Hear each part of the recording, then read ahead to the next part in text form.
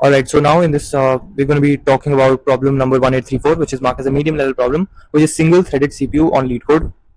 So you are given n tasks labeled from 0 to n minus 1, represented by a 2D integer array tasks, where tasks of I is equal to enqueue time I, comma processing time of I. Means the ith task will be available to process at enqueue time of I, and will take processing time of I to finish processing. Alright. Now you have a single threaded CPU that can process at most one task at a time and will act in the following way. If the CPU is idle and there are no available tasks to process, the CPU remains idle. If the CPU is idle and there are available tasks, the CPU will choose the one with the shortest processing time. If multiple tasks have the same shortest processing time, it will choose the tasks with the smallest index.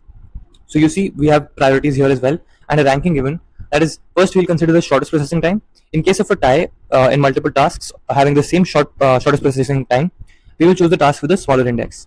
Now, once a task is started, CPU will process the entire task without stopping. Right, so that task would run for its entire duration of processing time, and then only the other tasks would be enqueued and start for their own processing times in the CPU.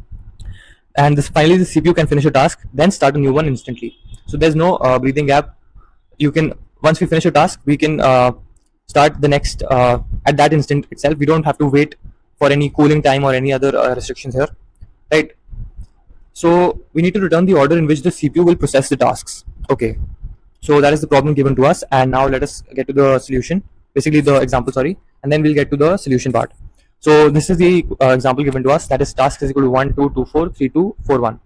So basically we have something like this, that 1 is the enqueue time and 2 is going to be our processing time.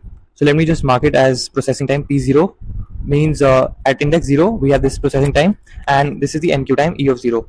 Then we have 2 comma 4, which is basically our E1 and P1. Then we have 3 comma 2, which is E2 comma P2, which means enqueue time of second index element and second task, or and processing of the second task. And then finally we have E3, which is enqueue time for our third task, and it is 0 index. So this means that this is the fourth element or the third index, right? And this means the enqueue time for the third task and the processing time for the third task. So basically you see that at the time, basically current time, we start at 1 because that is the minimum among these. So the current enqueue time is basically going to be our starting time. So if we draw a time scale starting from 0, we have no task for the CPU, so the CPU remains idle and we don't have to do anything. So we can directly start a solution from 1. So 0 to 1 won't even matter. 1 is basically our enqueue time for our 0th task. So basically once we have enqueued it, and we also check if there are any other elements that are starting at 1. So once you check, basically you can be sure that there are no other elements, then you start at 1.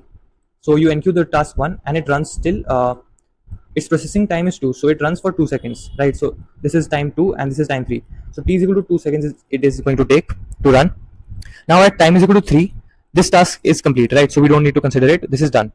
Now we have basically 2 tasks. If you see, at time equal to 3, we have available 2 tasks, that is task number 1 and task number 2 according to the index, because the enqueue time of this task is 3 and the enqueue time of this one is 2. So this task was actually enqueued at time is equal to 2, and this is enqueued at the time we have stopped the CPU by completing the first the 0th index task. So now we have an option of either choosing this one or this one. So it was given in the question that we need to choose the task which has the shorter processing time, shorter P time, right? So the shorter P time or the processing time is basically, we compare 4 and 2. So this is the shorter processing time among these two. So we basically choose this one. So therefore we take task number 2 and push that index. So we have to store the indices, right?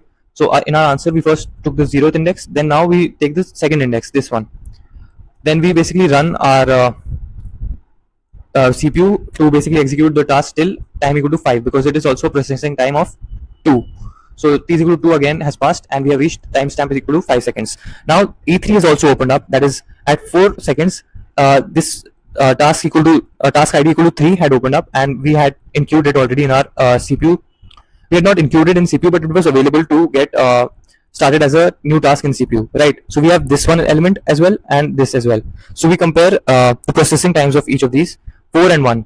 Once we compare 4 and 1, we check which is the smaller one. So we see that this one is smaller one, so the ID equal to 3 will be pushed in, that is this one, and then finally we'll talk about our id equal to 1. So then we'll push id equal to 1. So that is the answer, 0 2 3 1. As you can see, that is how you solve this question. So this is basically the logic behind this question. Similarly, you can go over example 2, right?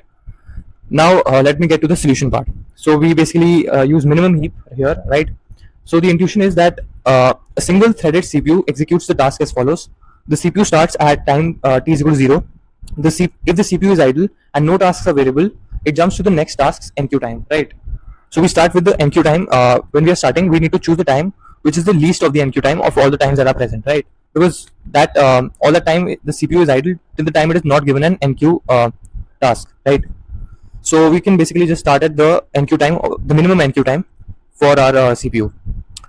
In our algorithm, we will be doing that exactly. So next is at any time among all the available tasks, that is whose enqueue time is less than equal to the current time, pick the task with the smallest processing time.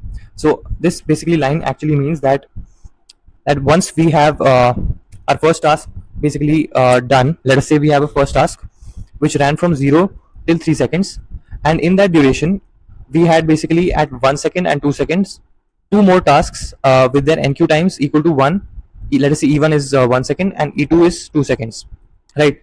So the two tasks actually now are available, and the first task got completed in the duration of 3 seconds. So now basically we are checking whose enqueue time is less than equal to the current time. The current time we are at is 3 seconds, right?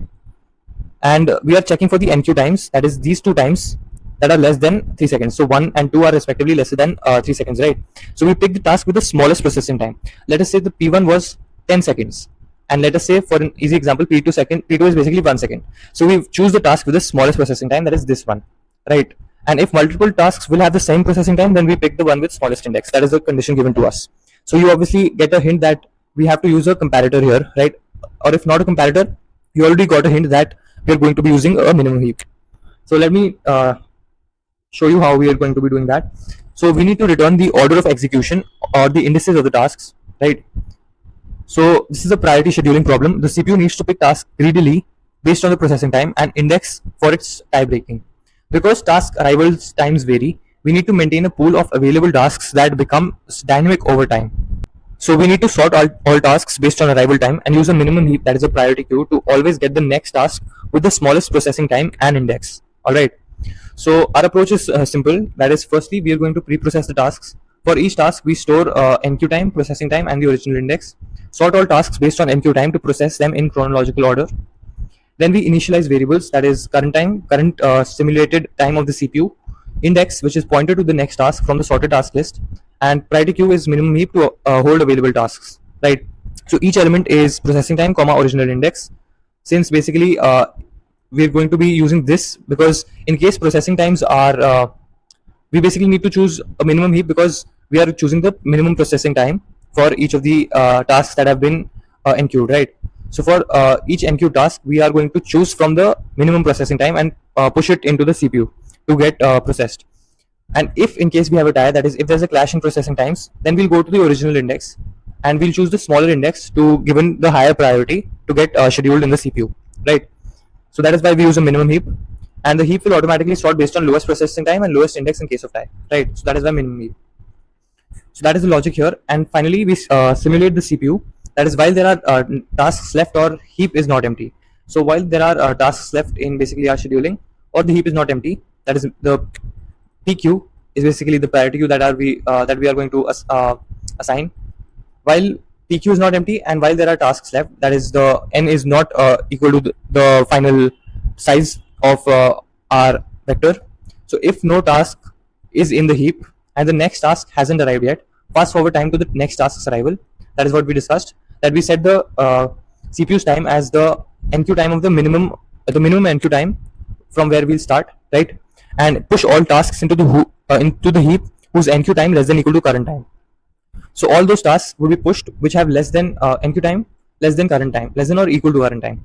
Then pop the top task from the heap, that is the minimum basically minimum processing time task from the heap, and simulate running it at processing time to current time. And finally append the task original index to the result that will basically return. The time complexity for sorting would be O of n log n. Then heap operations push and pop are again O of n log n. Total is O of n log n, where n is the number of tasks. And space complexity for task array and heap O of n. Now getting to the most important part, that is the code part. So basically our tasks of I stores the enqueue time I and the processing time in the vector of int tasks, right? So two entries are there, enqueue time and the processing time, and we have ei comma pi, right, in the task. So we define a pair of int comma int in which we'll store our processing time and the index, right?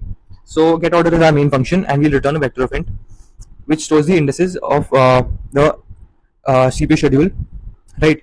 So n is task dot size.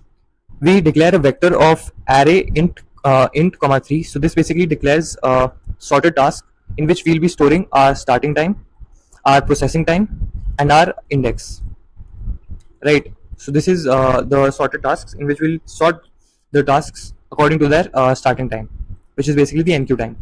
So we push in the start time, which is the tasks of I of 0, which is the enqueue time. Start time can also be named as enqueue time, and processing time is the second element in tasks, that is this I of 1.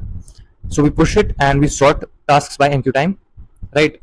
Once we have sorted it, we basically declare answer, in which we'll store our final answer, that is the indices in sorted order based on the lowest processing time, and in case there is a tie, then the index of the lowest processing time. So index we set as 0, and current time we declare as this as 0, which is going to be tracking the CPU time. And we also declare our minimum heap, right?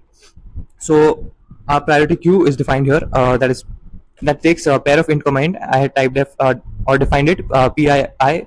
So that means that is basically the priority queue with this. This is the syntax pii, pair of int comma int, comma vector of pair of int comma int, and greater is for the greater is syntax for declaring a minimum heap in priority queue, which will be storing the processing time and the index. That is why we take a pair of int comma int, right? So it shows processing time and index, 2 entries. Now we check while index less than n, that is we haven't completed all the tasks. So while index is less than n, and while the priority queue is not empty. So if the priority queue is also not empty, or we have not completed all the tasks that are given to us in the tasks array, till the time that is not done, we basically keep on running this while loop. So we check when we are starting out, the priority queue is actually empty, right? So since the priority queue is empty and the current time is set as the earliest task start time, this I had talked to you about, that the current time would be set as the CPU's current time would be set at the time of the minimum of the enqueue time, from any of the tasks, because till that time the CPU is going to be idle, right? So we don't have any use for that time. So we start the time when the first task actually comes into our CPU. So that is why we set the current time as earliest task start time. And if the priority queue is empty and the current time is less than sorted tasks of index of 0, so this basically is the enqueue time. So if the current time is less than the index time, if the current time is less than the enqueue time, right, that means we can actually enqueue the first element. So that is current time is basically the enqueue time, because we are setting it till basically the CPU is idle initially, and we set the starting or the earliest task enqueue time at this time, which is the current time, and that is equal to the enqueue time of the minimum element, which is minimum enqueue time. So this is basically the first thing. Then we add all the values, add all the tasks available at current time to the minimum heap. So while index is less than n, that is while we have not completed all the tasks, so adding all the tasks available at current time to minimum heap, and while sorted tasks index 0 is less than equal to current time. So while this condition is met, we push sorted tasks index 1 and sorted tasks index 2, which is the processing time of that task and the index of that particular task, and then we move to the next index in our vector, right? Then we get the task with the lowest processing time and index. So pair of int comma int, we declare current task pq.top, pq.pop. So current time, in current time we basically add the time that it took for the current task to complete, that is the processing time for the current task is added in current time, so we update that. And in the answer we finally add our index, because we have to return the indices, right? 0, 2, 3, 1, that was in the example. So answer.pushback current task.second, and finally we return this answer. So that is about the coding part, and that's about the solution.